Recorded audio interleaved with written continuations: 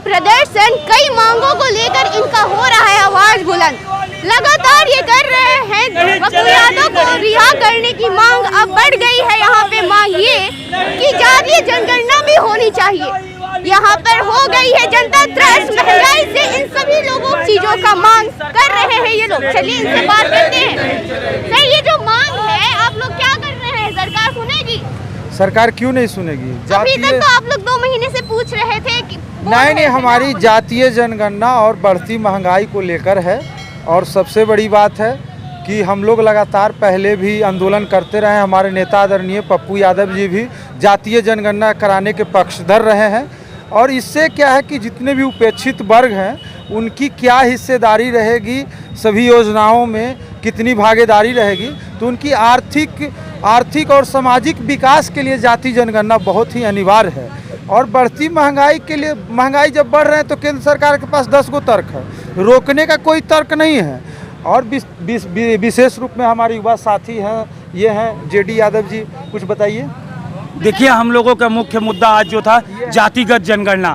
आप लगातार देख रहे हैं आरक्षित सीटें की गई, आरक्षित विधानसभा में विधायक करने गए। हम खास करके बताना चाहेंगे जहां से हम बिलोंग करते हैं। हम बिलोंग करते हैं कोसी से, सीमांचल से और मिथिलांचल से, जो यहां से सबसे दूरी तक पड़ता है। हमारे एक तरफ नेपाल है तो एक तरफ बांग्लादेश है। आप आरक्षित सीटें कर दिए, त्रिवेणीगंज, बनमनखी, ईरानीगंज।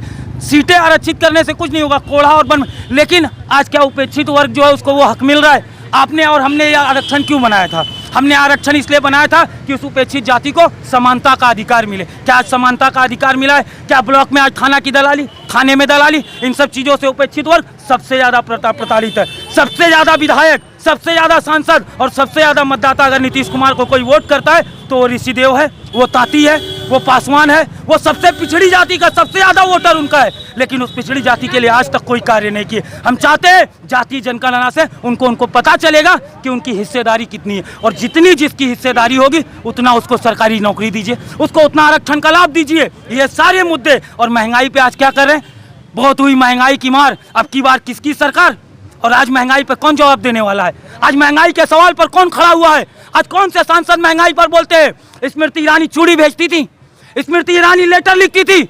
आज स्मृति ईरानी को महंगाई नहीं दिखाई दे रही है। रसोई गैस वाली महिलाएं नहीं दिखाई दे रही हैं, जिनको ये मुफ्त में सिलेंडर देने की बात करते थे। आज उसका 1000 रुपए से ज्यादा का दाम है, 120 रुपए से ज्यादा डीजल और पेट्रोल। ये किसकी हालत और किसने किया है? धर्मेंद्र प्रधान जी क्या कर रहे हैं पेट्रोलियम मंत्री बनकर?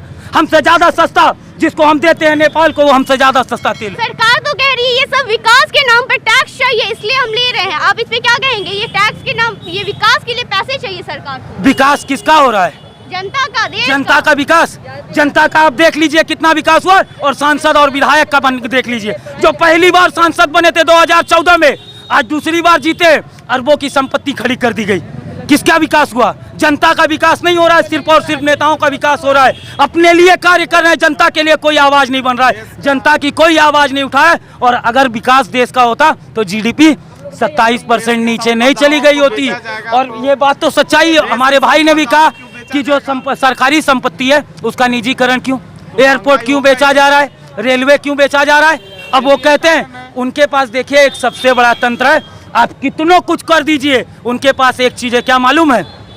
2 मिनट लगेगा, एक दंगा करवाएंगे और हिंदू और मुसलमान में वोट तब्दील हो जाएगा और जनता के हित की बात करने वाला कोई नहीं रह जाएगा। और आज देश में यही चल रहा है। 2 ध्रुव बह रहे, एक हिंदू के बनाम। लेकिन समस्याओं पे समाधान आज संसद में, विधानसभा में, हमारे बिहार की विधानसभा में नेता प्रतिपक्ष तेजस्वी यादव जी हैं और सरकार नीतीश कुमार जी है। ये दोनों जन विधायक को कोई मार रहा है, कोई विधायक के मारने का मुद्दा उठा रहा है। लेकिन गांव में आपको मालूम है, पंचायत में हमसे पूछिए, हम सब उस को सबसे निचली पंक्ति से आते हैं, जिसे पंचायती राज कहते हैं, जहां वार्ड सदस्य, वार्ड सचिव, मुखिया, जिला परिषद, इन सब के कार्य होते हैं। आज उस निचली इकाई में जाकर देखिएगा, 7 निश्चय योजना सिर्फ और सिर्फ लूट, घर जल नल सब लूट।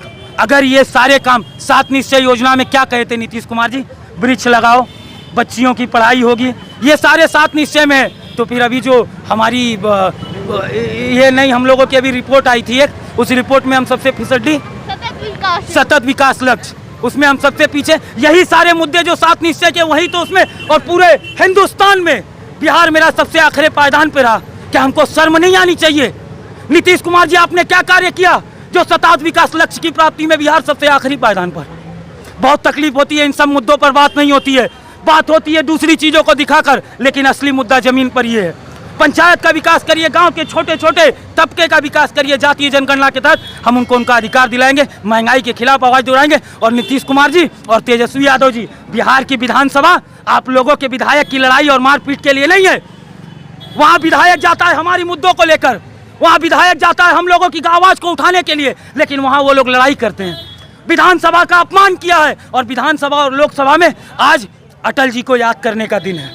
आज याद करना पड़ेगा कर्पूरी जी को, आज याद करना पड़ेगा उन नेताओं को जो नेता प्रतिपक्ष भी रहते थे, नेता पक्ष में भी रहते थे, लेकिन मर्यादा रहती थी।